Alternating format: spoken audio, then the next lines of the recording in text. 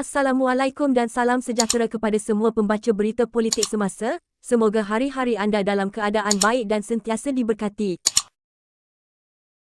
Polis digesa agar menyiasat klip audio yang didakwa milik seorang ahli parlimen yang mencadangkan supaya PN cuba menyingkirkan DAP dan PKR daripada kerajaan.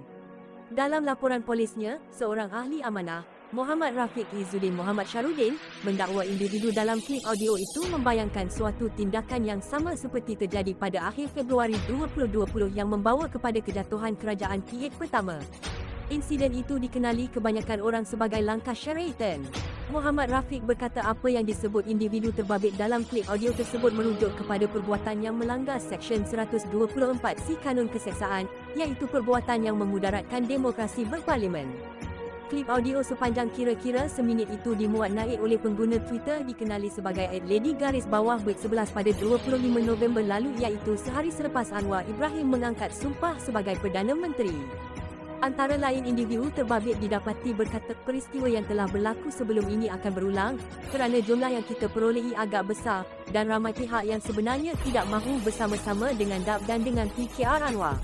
Kita akan mengorak langkah, mengatur strategi-strategi yang baru untuk kita pastikan kerajaan di Malaysia ini akan dikuasai oleh PN. Muhammad Rafiq menamakan individu terbabit sebagai ahli Parlimen Pasir Putih dari PAS, Nik Muhammad Zawawi Saleh. Bekas Timbalan Menteri Pertanian dan Industri Asas Tani itu bagaimanapun enggan memberikan sebarang komen lanjut ketika dihubungi Malaysia Kini petang ini. Kuasa Agong lantik PM. Bekas Ketua Dewan Ulama PAS Pusat itu juga belum memutuskan sama ada akan membuat laporan polis berhubung isu itu atau tidak.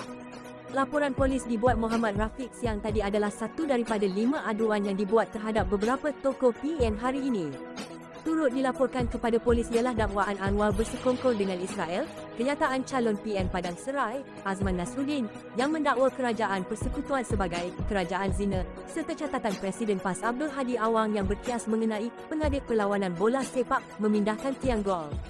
Sementara itu, Ketua Pemuda Amanah Wilayah Persekutuan Asma Alif Abdul Adam yang mengiringi penyokong PH di Ibu Pejabat Polis Daerah Deng Wangi di Kuala Lumpur memberitahu, tuduhan bahawa yang di-Pertuan Agong sebagai tidak adil dalam pelantikan Perdana Menteri adalah tidak berasas. Katanya PH memenangi kerusi terbanyak dalam PRU lalu, justeru Agong telah melantik Anwar selaku Ketua Gabungan tersebut menjadi Perdana Menteri.